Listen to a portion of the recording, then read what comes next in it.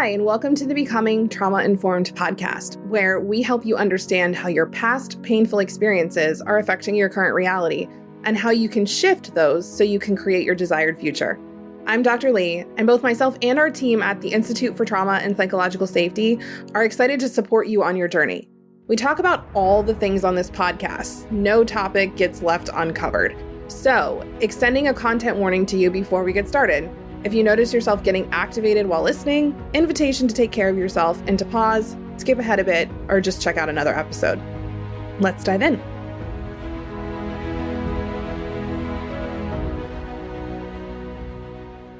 Hey y'all, Dr. Lee here. This is actually a recording of a Facebook Live I did in our free Facebook group, Becoming Trauma Informed, Creating Safer, Shame-Free Spaces.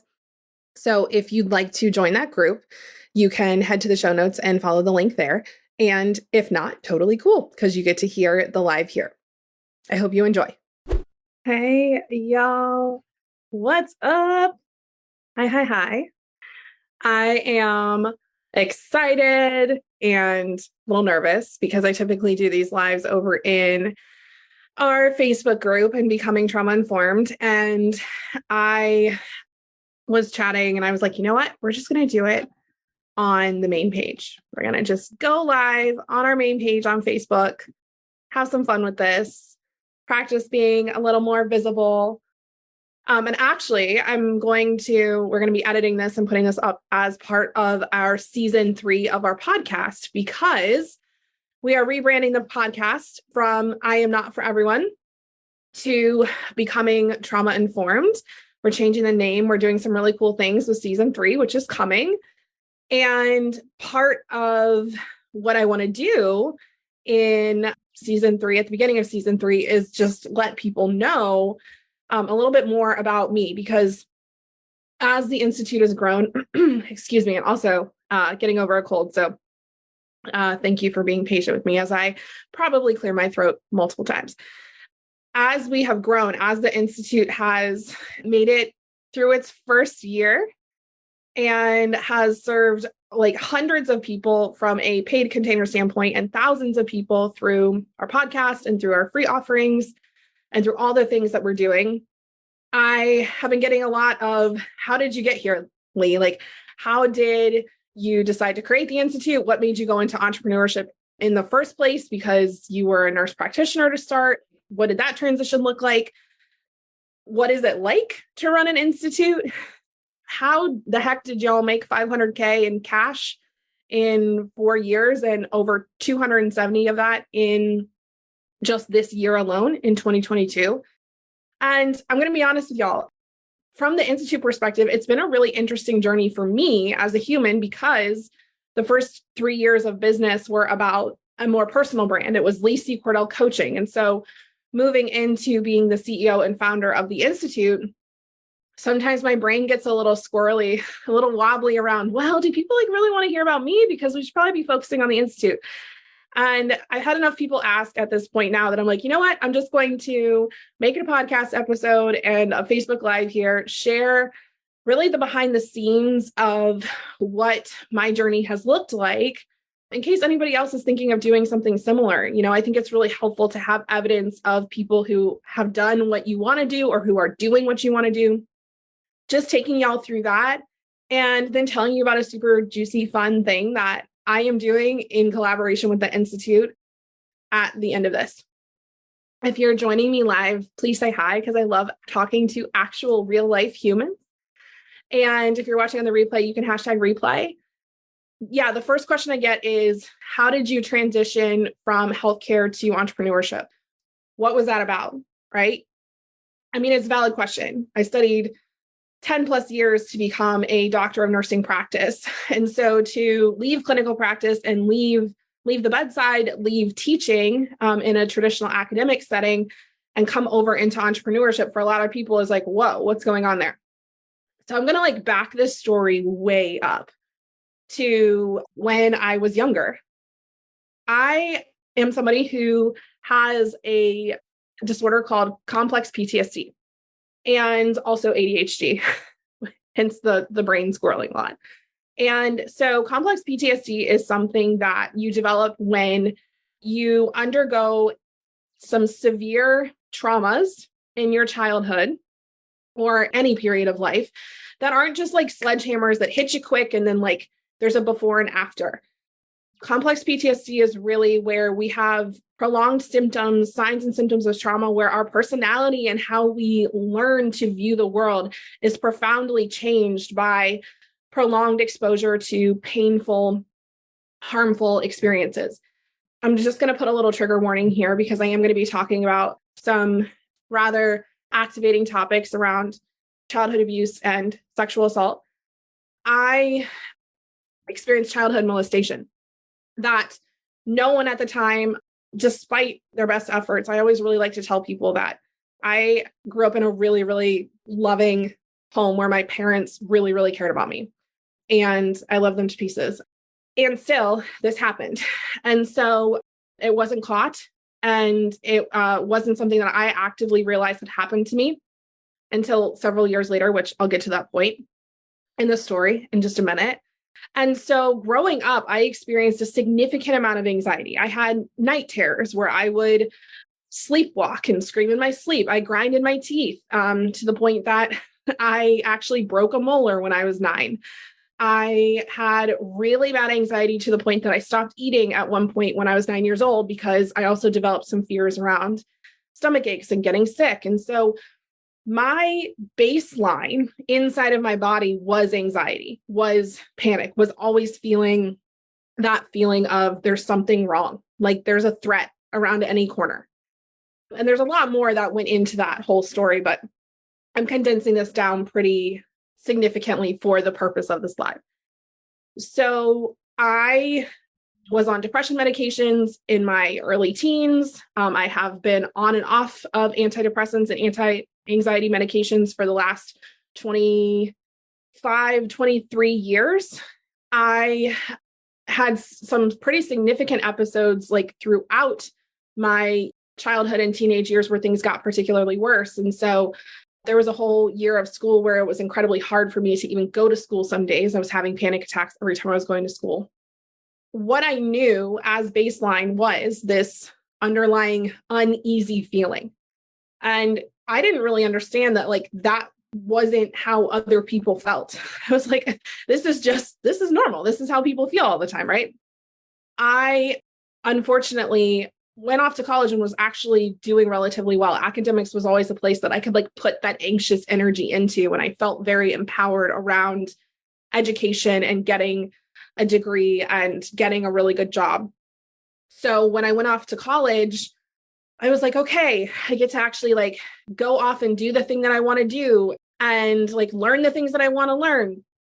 And unfortunately, during my first semester away at college, on a break home, I was sexually assaulted by a former boyfriend that I had connected with when I came back home. And so that was another trauma on top of all of these things that had already happened.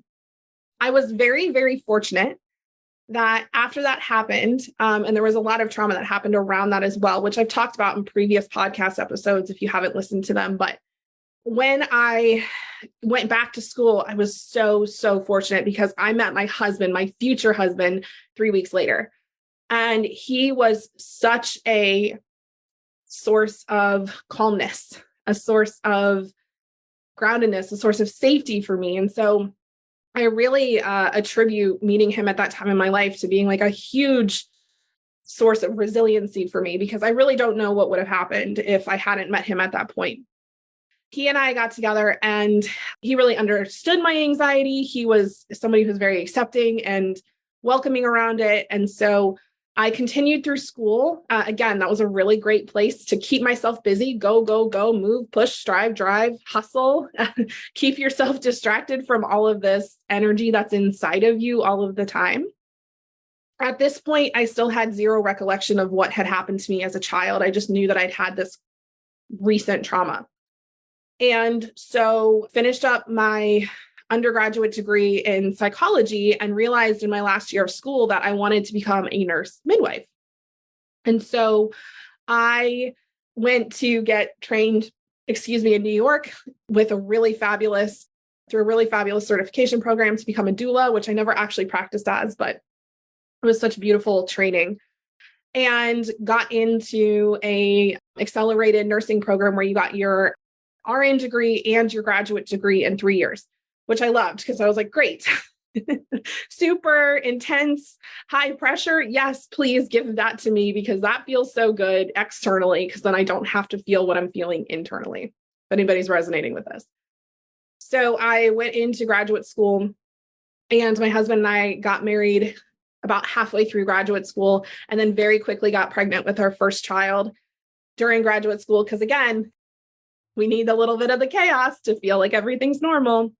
And about halfway through graduate school, I also realized during one of my clinical placements in the emergency room that I really wanted to do inpatient acute care nursing. I actually switched tracks and became a clinical nurse leader, and then immediately went back for my postmaster's to become an acute care nurse practitioner. And in the meantime, had my oldest child. 2 months later, started a job as an acute care med-surg nurse. A year after that, went into the ICU, started working in one of the most intense medical ICUs in the state, at one of the biggest hospitals in the state. And all of this time, what I didn't realize was happening was I was like collecting trauma on top of trauma. So if anyone's watching who's in the healthcare field, or if you've ever experienced what an intensive care unit is like, I hope that you've never experienced that if you're not in healthcare. And if you have, just the weight of taking care of patients that at best had a 50-50 shot of survival 6 months out from when they were admitted to the hospital, and taking care of critically ill people, witnessing a lot of pain and a lot of loss and a lot of high stress while also having a young child. And then during my second master's degree, getting pregnant and recognizing that we were having twins. And so at this point, I have an 18-month-old at home. I'm pregnant with twins. I'm working in an ICU. I'm in a intense graduate program. And like the stress was just starting to pile up. I end up going into preterm labor. One of our twins ends up being very sick when he is born. He's got a tumor in the upper left section of his lung that needs removed at 4 days old. And so it's just like all of these traumas on top of each other. And so I'm just in survival mode. I'm sleeping 4 hours, 5 hours a night, maybe, or a day, because I was on night shift, which was another thing. The trauma to the body around not having a proper sleep-wake interval is such a huge thing that I now know that I didn't know then. And so when I when I graduated and I got offered a job in bone marrow transplant as an acute care nurse practitioner, and it was 40 hours a week, and it was day shift, and while it was still kind of stressful at times, that was the least stress I had had in a very long time. It was the least amount of pressure I had had in a very long time. And something fascinating kind of started happening around that, because when that pressure came off, I actually started getting way more restless. I was like, I need something to do with myself. I'm only working 40 hours a week. I'm not in school. I have 3 young kids. My husband's staying home at this point. There's no way I could have done any of this if he wasn't at home as the default parent taking care of the kids. So I was like, I know what I'll do. I'll get into entrepreneurship around health and wellness. Health and wellness, I'm putting in quotation marks, because I ended up joining a network marketing company, which I'm really careful to not say anything. I don't like to bash network marketing companies. I think network marketing companies can be really great in so many different ways. And what I didn't realize at the time is, while that was a super helpful part and a necessary part of my journey, I started focusing in on health and wellness in a way that was traditional. So looking at my exercise and looking at my nutrition. And one of the things that I realized is like, that wasn't, looking back on that, that's not where I needed to focus. I needed to focus in on my soul. I needed to focus in on my body, but more so from a nervous system perspective than like, make sure you're not eating carbs, or make sure that you're exercising an hour a day. Like, I didn't need exercise an hour a day. I needed rest and I needed embodiment work. And I needed all of these other things that at the time I didn't know. So I did the best with what I knew at the time. I joined this network marketing company. And one of the best things, I credit one of the best things in my life to this first network marketing company was that they had you do personal development. And so I started doing personal development. I started reading books like The Big Leap and The 5-Second Rule and The Compound Effect and all of these books that were really helping me understand, wow, I can actually change the way that I think. I can change the way that I think. And I don't maybe I don't have to be anxious all the time. Maybe I can actually start to change the habitual thoughts that come up in my brain all the time because I'm not my brain. That was a huge realization at this point. You'd think I would have realized that in the first 3 degrees that I got in psych and nursing, but I hadn't. I didn't realize that I could participate in something called metacognition, where I could think about my own thinking and view myself as an observer and say, wow, the way in which I'm approaching this decision isn't actually helping me. It isn't making sense. That was just such a gift. And so I kind of got hooked on personal development because I was like, wow, this is a place where I can put my energy. Again, seeing the thread of where can I direct all of this extra anxious, nervous energy that is being produced in my body because my body is constantly looking for a threat as a result of the complex PTSD. I ended up at a Tony Robbins conference, which some people love him, some people hate him. I'm a big fan.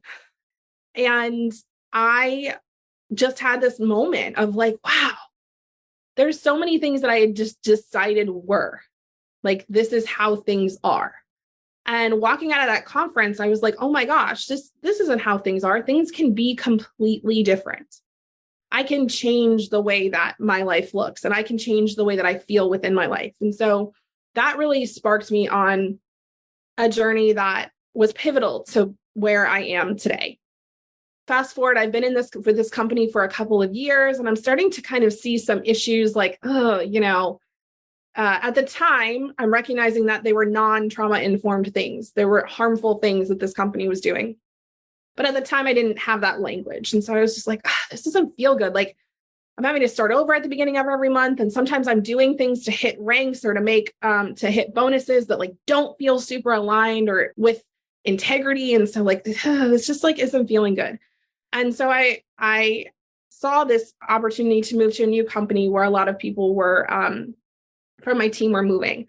And so I moved over to this company, which had an even stronger focus on mindset in a more trauma-informed way, really of like, what's best for you, like do what's best for you. Plus they were really science-backed and there were these great pieces. So I was like, okay, I'll just keep doing both. And the first company said, nope, you can't do both. You have to choose. And so I said, okay, I'm going to choose this new company. And that was my first big like business leap going, wow, this feels really scary that I've invested all of this time and energy and money and resources over here into this business. And I'm listening to my intuition that's telling me like, it's time to leap, it's time to change, it's time to grow. And so I luckily had done all that personal development and went, okay, I'm going to believe in myself. I'm going to believe in my gut that's telling me this is the right thing to do. And it was such a beautiful transition.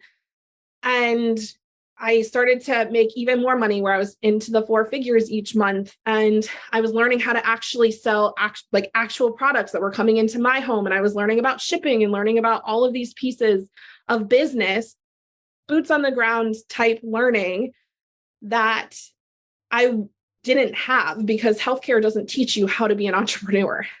Healthcare doesn't teach you about shipping and products and sales and all of those things. It doesn't teach you about when to say yes and when to say no and how to listen to your gut. Because if a patient comes to you in healthcare, you take care of them, whether you feel like it or not, because they're your patient and they've been assigned to you. And that is what the job entails. And so I was still working as a nurse practitioner at this point. And again, looking for the newness, looking for the excitement, looking for the chaos, looking for the high stress external environment so that I could match the internal environment. So at that point, I had been working in bone marrow transplant and I had actually helped them create a new position in the evenings. And I decided to go back to the original unit that I had worked on as an ICU nurse, as a nurse practitioner. And something really, really fascinating happened. I went back and I was working with nurse practitioners that I'd worked with when I was a nurse and nurses that I had worked with when I was a nurse, and I'm now a nurse practitioner. I had what I now know is PTSD flashbacks. I started feeling incredibly nervous. I started feeling just awful every day I would go to work. And I felt terrified is the best term. Like my body was just activated the entire 13 hours I would be in at those shifts. On the outside, everything looked really great because they're like, oh my gosh, you're learning so well. And you've got so much experience here. And like, yeah, you're doing so well. You can like take a full patient assignment and like your preceptors are barely having to help you. And you're doing so well. You're doing so great. You're doing so well. That was the external feedback. And one day before the shift started, because I started at 6 a.m, I'm like sitting in my car at 5:50 and I like can't get myself to go inside. I just like can't get myself to go inside. And so I'm like, I'm having a panic attack, which is the first panic attack I've had in a while because I haven't been having panic attacks recently. And so that day after that shift, I came home and I talked to my husband and I said, I can't do this. I said, I can't do this. I said, you know, the network marketing company is going really, really well. And I think if I leave my job, I can make that work. And I know that's scary as crap because I'm the sole income for our family right now. And I think that this is the right move. And he was like, if you think this is the right move, I think this is the right move. And a lot of people in my life at the time didn't think that was the right move. A lot of people were like, that's not a good move. I sent in a letter of resignation. I put my 2 weeks in and I said, also, I'm in orientation still right now. And I don't know if you want to pay me for 2 weeks to learn when I'm not going to end up working in this shift or working in this role. And what I now see as traumatization, this is re-traumatization, what I'm about to explain to you, is I got really vulnerable and said, hey, I can't do this anymore for my mental health. And I got called into the office and got told that I was incredibly unprofessional for sending that letter. And I should have told them in person. And how dare I? And what's wrong? And they didn't even know anything was wrong. And why didn't I say anything? And it was just I ended up like, I'm sobbing in this manager's office.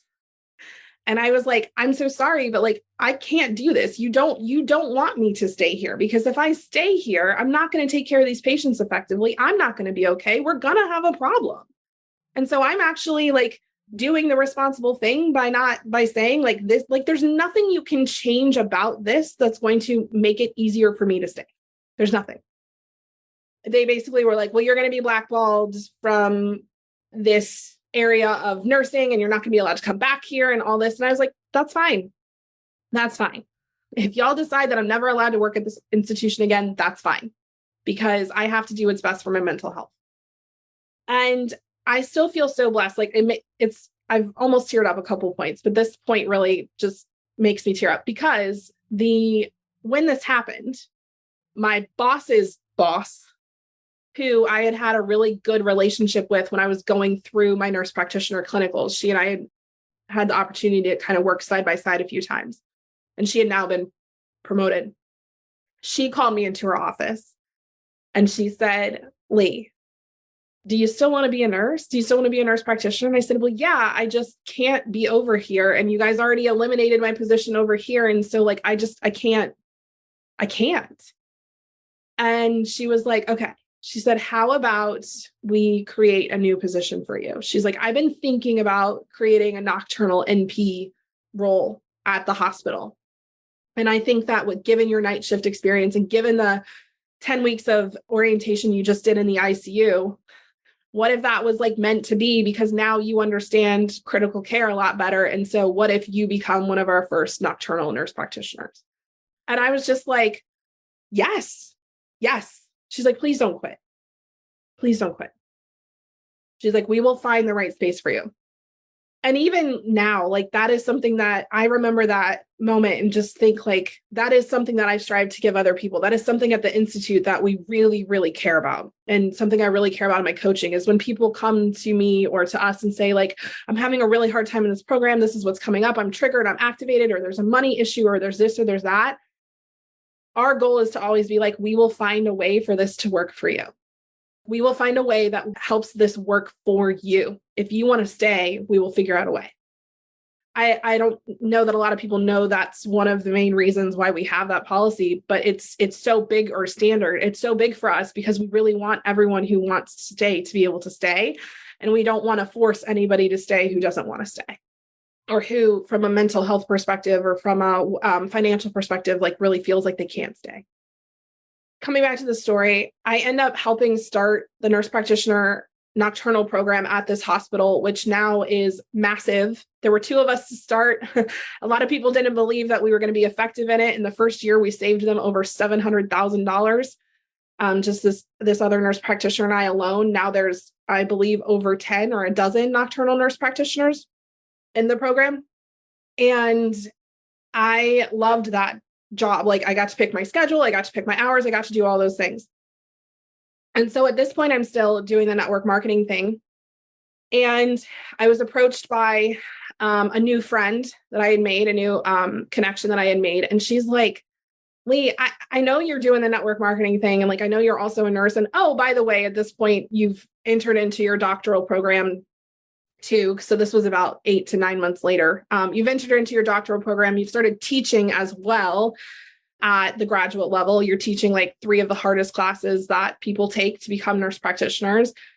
She's like, so I know you've got all that going on. And like, also, I don't think you're meant for network marketing. I think you're meant for coaching. And I was like, I don't have a coaching certification.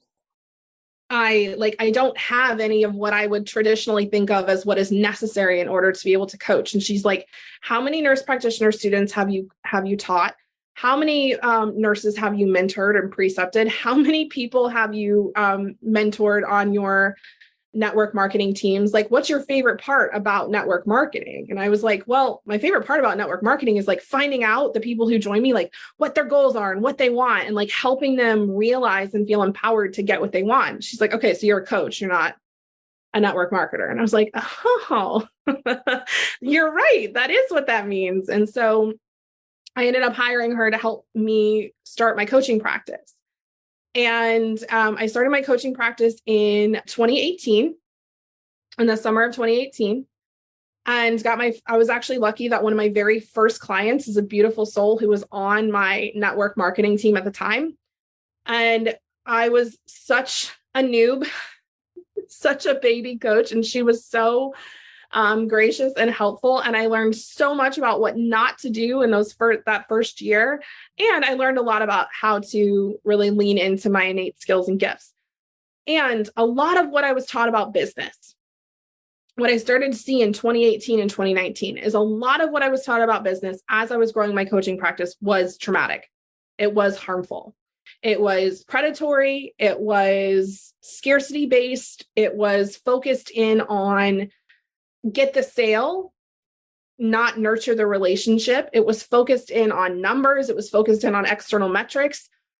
And I started to see some of the things that I experienced in network marketing around feeling out of integrity with how I wanted to show up, feeling out of alignment. I started noticing pieces and parts of that in my coaching practice. And I was like, how can I actually be a coach if the way in which I'm getting clients or the way in which I'm promoting or the way in which I'm coaching like feels out of integrity? So I really started to look at that, and not necessarily like at the super conscious level, but subconsciously, like it was a nagging thing that was happening within me where I was like, we're going to have to fix this. This isn't going to work. That was through 2018. I coached through 2019. I probably made, I don't know, in 2018 and 2019, I want to say I probably made like $30,000. $30,000? Yeah. And so at the end of 2019, I got introduced to a really cool human named Julia Wells. I don't know if any of y'all know her. And a lot of you know her. A lot of my friends know her. And she was talking about bringing pleasure into your business, particularly into your coaching. And I was like, I had this visceral reaction when she talked about pleasure. I was like, ugh, like who wants pleasure? What's pleasure? Pleasure is gross. Then I was like, oh, this is a very interesting visceral reaction to have to like somebody talking about things feeling good. Which again, looking back, I'm like, oh, there's another piece that clicks into like recognizing that there was an issue. But I didn't see it at that point. I was like, things are supposed to be hard. Things are supposed to feel like I never feel good. I don't know what good feels like. So you're talking about feeling good. I don't, That's a foreign concept to me. So when I don't know how to do something, I love to hire people to teach me how to do it. And so I was like, okay, you know what? Your coaching costs more than anything I've ever paid in my life. Like it's like $2,000 a month. And also I need to learn how to do this. I hired her as my coach. And in February of 2020, I went to my husband. A lot of people know this story. It's a favorite story. I went to my husband and I was like, okay, I've been working with Julia for a couple months and my coaching business has already like started taking off even more. We're getting into like the mid 4 figures a month. And I was like, I think I want to leave my job. Remember how I wanted to do this a couple of years ago? I think I'm actually ready to leave my job. My husband, bless his heart, was like, yeah, I'm totally behind you again. But like, my only concern here is what if something big in the world happens and the economy crashes or like the world shuts down and people stop paying you because they can't pay you because there's a recession or this or that. And I was like, it'll be fine. We'll figure it out. Like, we'll figure it out. He's like, okay. He's like, that's my only concern. Fast forward 3 weeks. Hi, pandemic. Kids are home. School shut down. I'm still going into the hospital. And it is more stressful than ever because I'm taking care of very immunocompromised patients. So the way in which we're doing things is changing. We can't take care of patients the way we want to take care of patients. They're getting isolated. They're lonely. They're not allowed to go outside. Everybody's mental health is feeling this because it's a very different experience to experience a pandemic in a population of humans or with a population of humans that have no immune system. And to worry, like, am I bringing something in that could potentially hurt them? And then have a pandemic on top of that when we don't yet have the testing or the ability to even know when we're sick sometimes. And so it was just really, really stressful. And especially when we didn't have the gear to be able to protect ourselves as well and to protect our patients from us. That was like the extra piece, the extra layer of taking care of cancer patients. And so I'm like feeling even more stressed out at my job. I'm like even more committed to this. So in May of 2020, I launched my new mastermind coaching program and I had a $47,000 sales month. And I was like, before this, I've had a $10,000 sales month. I don't remember how much we made in cash, but I was like, wow, okay, this actually could work. And my husband at that point was like, yeah, put in your notice for teaching for now, and then we'll put in your notice for being at the bedside in a bit. And so I put in my notice for teaching. I stopped teaching in August of 2020. I went down from working 40 hours a week to 32 hours a month. I was still picking up some overtime because I got paid like a physician and it was really great. And it was a great way to like supplement income for a little while as I subtracted out the teaching income. And then in December of 2020, things were going really well. And I was like, okay, let's leave. We're done. And a lot of people ask me, why didn't you just stay on there? Why didn't you stay on there and work 2 shifts a month and keep doing what you're doing? And honestly, my answer to that is because, well, there's 2 things. The first thing is that I really wasn't okay. Again, there was like the PTSD was coming back and I didn't know what that was at that point. I started to have an inkling of what that was because I was at this time in the year of 2020, I graduated with my doctorate in 2019 and then followed it up with getting a certification as a certified clinical trauma professional. I was actually introduced to trauma-informed care in the last year of my doctorate and like started falling in love with it. I left because it felt traumatic and I felt like I wasn't able to take care of my patients the way that I wanted to and the way that they deserved. And I also left for my own mental health. And I left because I wanted to go all in on my business.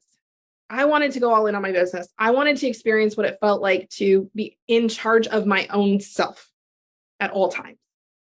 So I left in December of 2020 and January, February, March, April were pretty good months. And so we decided to take we never done this before, this really prolonged family vacation down in Florida, 12 days. We're going to go to Legoland. We're going to have this beautiful house with this pool near the beach. Like we're going to celebrate the fact that my business is working. And so we decided this in, I think, the beginning of March. And then in April and May, things got kind of rough from a monetary perspective. And then in June, I was like, oh, things are like actually kind of really rough right now. Okay, so I need to like put together a launch. And again, hindsight is so beautiful because looking at it back then it's like, oh, I can totally see what was happening. My anxiety was starting to kick in. My self-doubt was starting to kick in. All of this stuff that had not had the space to come up and out and be dealt with. My body was like, oh, we finally have the mental and physical space. You've rested. You've slept for the last year. The last few months, you have actually like gotten to a place where you can handle looking at all of this shit. Right before that vacation, I started having these, what I thought were panic attacks, and I had no idea what they were. They felt scarier than any panic attack I'd ever had in my life. I literally felt like I was dying, not like I was going to die. My body felt like it was dying, which was like this shift. And so what I learned is I had started having emotional flashbacks back to those times when I had been hurt as a child. But I didn't know that's what was happening. And so we ended up driving down to Florida. I had one the day before we drove down to Florida, and I got out of it. I called a therapist that day before and was like, hey, when I get back, I think I need to start therapy. I think maybe some EMDR, which is a specific trauma therapy. I need some help. There's some stuff here and I don't know what's going on. And so we went down to Florida, and when we got there, this is just still so wild to me that it happened like this. When we walked in, there was a smell. And the smell reminded me of the times when, as a child, I had been harmed. And so all of a sudden, my brain is actually like showing me memories. My brain is like, you remember when this happened? You remember when this? And I'm having flashes, like visual flashes of what happened. And for 4 days, I laid on the couch and I got in the hot tub and I got in the bath and I laid in bed and I barely slept and I felt like I was dying. And I scared the heck out of my husband, and we tried to protect the kids as much as possible, but they could tell. They were like, Mommy, like, what's wrong? And I was just like, Mommy's just really struggling. It's okay though. Like, we're okay. And Mommy's just really struggling. And so we're going to all of these fun events and going to the beach and doing these things. And the whole time my body's like, you're dying, you're dying, you're dying, you're dying, you're dying. And I'm like, no, we're not. No, we're not. No, we're not. It eased up towards the end of the trip. And when we got home, I started EMDR therapy, and all of that stuff came out. So many places that I had shoved things down and associated things when I was a kid. And like all of these traumas just started coming out. And I wish I could say that like, it wasn't, I did eventually feel better. I do feel so much better now. But those first couple of months, I was like, are you kidding me? I have to run a business right now. I have to try to make money right now. I have to do this right now while I'm literally suffering like this. Like, are you kidding me? And I couldn't see the meaning in it. And I couldn't see the purpose in it. And it was really, really freaking hard. And then I had a couple really great EMDR sessions where I, for days, didn't feel anxious. And not only did I not feel anxious, but my body, it actually felt safe for me to be in my body, which I'll talk about dissociation in another podcast. And what I realized is that I had been chronically dissociated for like 25, 30 years. And so now I was having these very weird experiences of like actually being back in my body. I was like, this is so weird to feel like I'm in the present moment, like I'm here in my body. I'm experiencing embodiment for the first time. And so it messes with your time. It messes with a lot of stuff. And so I was like, so this is happening June, July, August. And then in mid-August, I start getting these hits. Like, the way you're running your business right now is working. Like, you are, like, you're going to make 200 or almost 200K this year. Like, I know it feels like it's not working, but by all intents and purposes, it is working. If you went back and went like, now that you're feeling better and went intentionally into this, yes, you could absolutely create a 7-figure coaching business. And that's not what you're supposed to do. That was what my intuition was telling me. You're not supposed to do that. That's not why you're here. And I was like, okay. So like, what am I supposed to do? I'm having these conversations with myself because I can just feel it's like, you're supposed to go in a different way now. Like, you just went through what you did for a reason. And so I was journaling and I was talking with my coaches and talking with my husband. And one day we were driving. My husband was driving. I can't actually remember who was driving. And I looked at him and I was like, I just want to do something that's bigger than me. Like, I don't want to be the brand. I want the I want to do something that even if I, heaven forbid, left the earth, like other people could continue on. And I was like, I don't want to create another coaching program. I want to create an institute. And he was like, what? And I was like, I want to create an institute. That's what I want to do. And all of a sudden it was like, yep, that's it. That's it. That's the thing. That's what we're doing. I came home, he parked the car. I went inside, I went upstairs. I started a new LLC. I made a request to open up a bank account. I got my EIN and I registered the trademark within an hour. And I went downstairs. First, I looked up if you could actually start an institute. What are the rules to start an institute? First, I did that. And then once I realized that was okay, and I came back down and I was like, it's done. The Institute for Trauma and Psychological Safety exists. And that's what we're doing. And so September 1st was when the Institute was founded. By October, we launched publicly. And in January, we were running our very first trauma-informed, psychologically safe, our flagship certification that we offer that is actually finishing next week. And what I realized is that I went through everything I went through in my life to do this. You know, I think that it's a harmful thing to say when we say, you know, everything happens for a reason, because a lot of times it can make us feel like we've called in the bad things that have happened to us. I don't believe we call in the bad things that happen to us. I think that that's a very traumatic way of looking at things. What I do think we do, though, is I do think that if we're lucky, we figure out how to use what has happened to us for a purpose.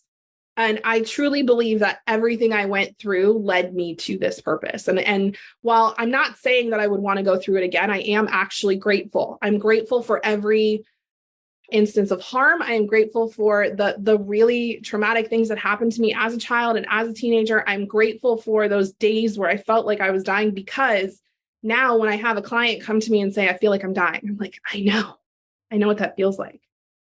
It's not that I want to die. It's just that I don't want to live like this. Yep. I hear you. I know what that feels like. I know what that feels like. Our mission at the Institute is to help people create safer, more supportive, more mutually beneficial relationships, but not just with other people, also with themselves. Mostly, like primarily with ourselves. It starts with us. In 2020, I made about $70,000 coaching. In 2021, we made $178,000 in cash. This is cash, not sales. We booked more than that in sales because we do lots of payment plans. And this year, we have brought in over $270,000 in cash. And we have done, I'm guessing if you added everything up, we're close to, at this point, over the last 4 years, like $700,000 in sales. So we're getting close to that million mark. And I share all this with you today because I want you to see that there's so many pieces that go into this, right? There's the strategy piece of having mentorship and knowing where you want to go. There's the intuitive piece of being able to listen to yourself when your intuition says to move, to not doubt that. There's the mindset piece around looking at everything you've learned about what you are supposed to be doing and what you want to do, and being able to distinguish and change the way that you're thinking. And then there's the embodiment piece around really creating safety in your nervous system, creating safety in your nervous system so that you can go out there and do what you want to do, what you feel like is your genuine purpose on this earth. Those are the pieces that I have cultivated and really worked on and put a lot of intention and effort into over the last few years, and also pleasure too, like letting it actually feel good, learning what it's like to feel good in a world that sometimes makes it kind of hard. If my story has resonated with you, and if you are somebody who is in entrepreneurship and really wants to be in community with other people who want to experience the day-to-day of the strategy and the embodiment and the mindset and the intuitive piece and the pleasure piece, I am doing something for myself. I committed from an accountability perspective to do mindset work and to share about my business in a private group for 90 days, starting October 3rd, Monday. And I thought it would be really fun to do that with other humans along the way, to be able to have them ask questions about what I'm doing, to be able to apply what I'm doing to their own businesses, to have a chance to pick my brain about how things have gone or what may be right for them with somebody who is really big on empowerment and not on telling you what to do, but helping you figure out what you want to do. And also to show you what it looks like as we launch at the Institute. We're going to be launching our trauma-informed coach program next month. And we are going to be then launching, again, our flagship certification that happens once a year. We're launching that in November. And so I want you all to be able to see the behind the scenes of what it looks like to do a launch. We have a pretty big goal for the end of the year. We have a goal for 500K launch, and that is serving about 150 to 200 humans through these next two offers. And that feels terrifying to say out loud and also super exciting. And so I want to show you my journey along the way through that, what I do from a mindset perspective, how we pick out the strategy, how we decide how to launch. So we're going to have a launch masterclass in there. We're going to have weekly mindset prompts for you, opportunities for you to get coaching. So I'm going to go ahead and drop the link for that offer in the comments. And if you feel called to join me, we've tried to make it really, really accessible from a cost perspective. So it's $119 for the whole shebang if you want to pay in full, $49 a month for 3 months, or $7.77 weekly for, I believe, don't quote me, it's 12 to 14 weeks, something like that. So if you've resonated with this and you want to join us, we start Monday. I would love to have you in there. I would love to be on this journey with you. If you've watched this and just commented along, I've been reading the comments the whole time. Thank you so much for being here and listening and interacting with me, because it makes such a huge difference for me. And I really, really appreciate it. And I hope to see you in the behind the scenes group. I really do, because I think it's going to be a magical experience. And yes, thank you. And I will see you next time. Thank you so much for listening to today's episode. Invitation to head to our show notes to check out the offers and connections we mentioned. Or you can just head straight over to institutefortrauma.com and hop in our email list so that you never miss any of the cool things that we're doing over at the Institute. Invitation to be well and to take care of yourself this week, and we'll see you next time.